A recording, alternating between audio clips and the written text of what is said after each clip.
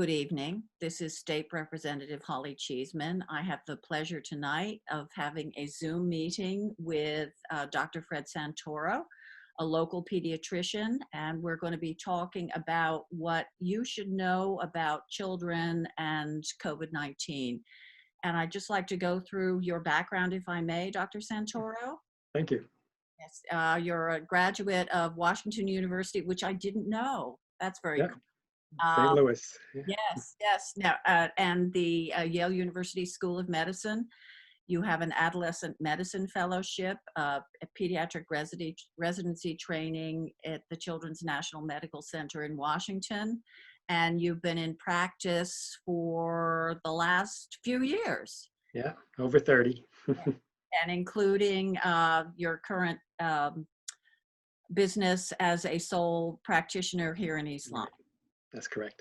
Okay. Anything else I should add or left out? I must admit I've known Dr. Santoro and his family for quite some time. We have children of a similar age. I think I even brought my kids to see you on the odd occasion. So thank you so much for taking the time to be with us and me tonight. My pleasure. And if we can just start off with maybe some background about the virus in general and then how it affects children. Yeah, so COVID-19 is something called a coronavirus. It's a cold type virus that, in the family of upper respiratory viruses. Some of those types of viruses have been around. The common cold is coronavirus. But this new virus, or this novel coronavirus, the COVID-19, was a virus that hadn't been exposed to humans in the past. So people didn't have the immunity to this virus. And it's found to be a very contagious virus. So since, beginning of this year and definitely into February and March, the virus started to spread, particularly in our country, and has had a big effect, as you know, economically, physically, emotionally. Luckily, the health effects on children, with some small exceptions, has been less than the general population, particularly the older members of our community. So that part from a pediatrician standpoint is reassuring, but we still have a lot to deal with the families in general. Oh, certainly. Yeah. Now, have you seen many cases in your patient group? Personally, not very many. We've had family members that have been infected. We have children that we assume have had COVID virus. In the beginning, there wasn't a lot of testing available. And so some of those kids may not have actually been tested. In the beginning of the outbreak, we were just sort of ending up with the influenza season. And some of those children who we thought maybe had influenza but had tested positive, they may have had coronavirus. East Lyme and this part of the state, thank goodness, has been relatively spared compared to the western part of our state.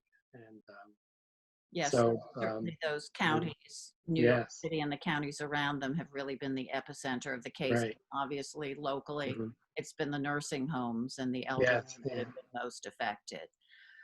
So you said you'd seen some children whom you presumed had virus. Right. Are you, as we get into the warmer weather, often it's suggested that warmer weather, there's less spread. If I'm a parent, should I be thinking, obviously I'm worried about possibly exposing my parents, but what should I be, cognizant of going forward in the summer weather? Children now, even though the schools are not in session, certainly there's an appetite to go back to doing the kinds of things, whether it's use sports or even playing with your neighbor friends. So if I'm a parent, should I say, okay, this is going to be fine? What's your feeling? Well, I think, like, as you know, we know what we know and we don't really know what we don't know. And so I think we should be cautious. I think as we're experiencing the pandemic, we're finding certain things have been helpful. We know that our numbers in the state are dropping. The amount of hospitalizations are dramatically down, maybe 1/4 of what they were at the peak. Or less. And in our local hospital at Lawrence Memorial and at Westerly Hospital, the numbers are very low, and we're fortunate about that. But we don't want to let our guard down. But I think we also want to live life and continue to take care of things that need to be taken care of. I get a call, many calls a day, as you can imagine. About can my grandma, can she hold the baby? Can we visit the grandparents? Can the kids play together? Can they go swimming together? Can they go to camp?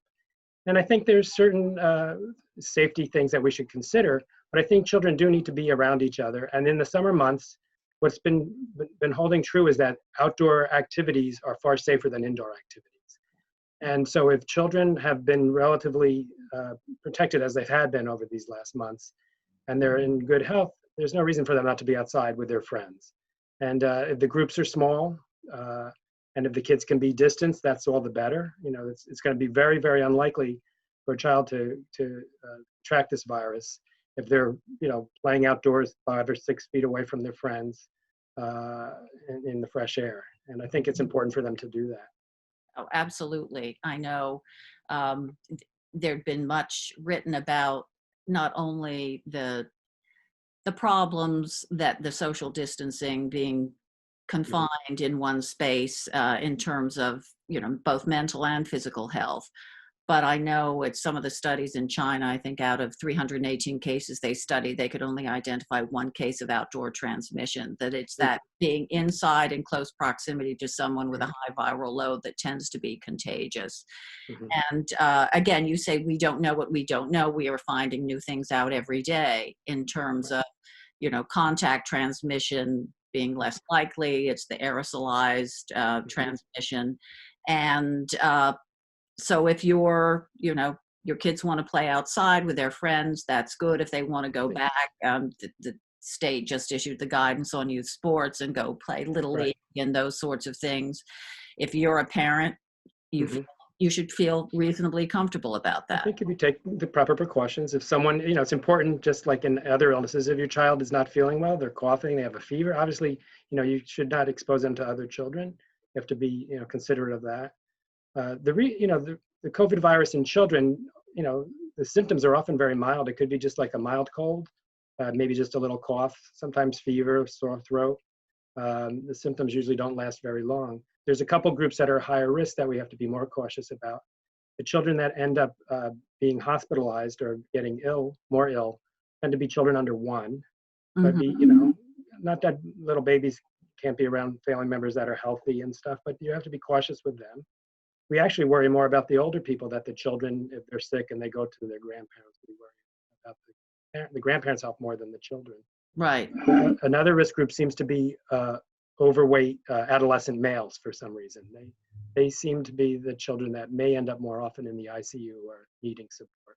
But the reassuring thing about COVID in Connecticut, at least, is that there's been far fewer cases in children reported than in adults. And the rate of death, there's in the current state statistics, there's been 1 death associated with COVID in children from the 0 to 10 age group, and 1 death from children from 10 to through 19 years of age.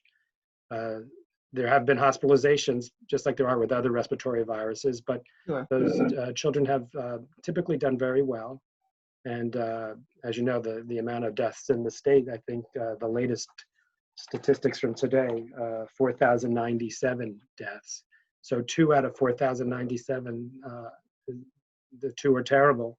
But because of a child becoming that ill and succumbing to the virus, very, very well. Yes, that's obviously good to know if you're looking at having your children have some sort of normal summer life.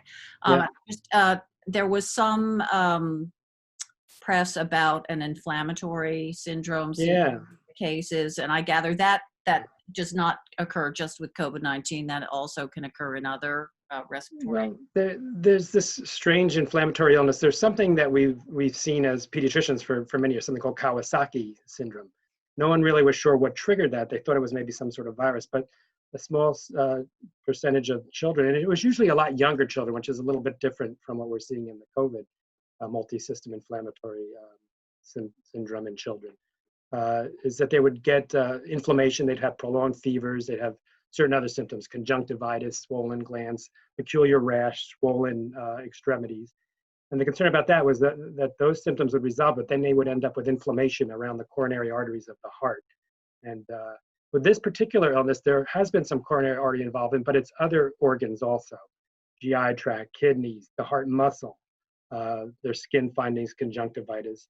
There can be severe abdominal pain, almost like a child they come to the ER thinking they have appendicitis. The other thing is that the children that get this because of that severe inflammation, they can drop blood pressure, go into shock, and be quite ill. Now, fortunately, there have been some cases in Connecticut. The children, though, have recovered. They know how to treat it because they're actually treating it with the experience they have on how they treat Kawasaki syndrome. Right.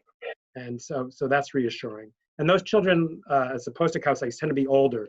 The median age in the kids in New York had been like 8 or 9. In the European cases, 10 or 11. And in the cases that I'm familiar with through the health system I'm associated with at the Children's Hospital, those have been more adolescents.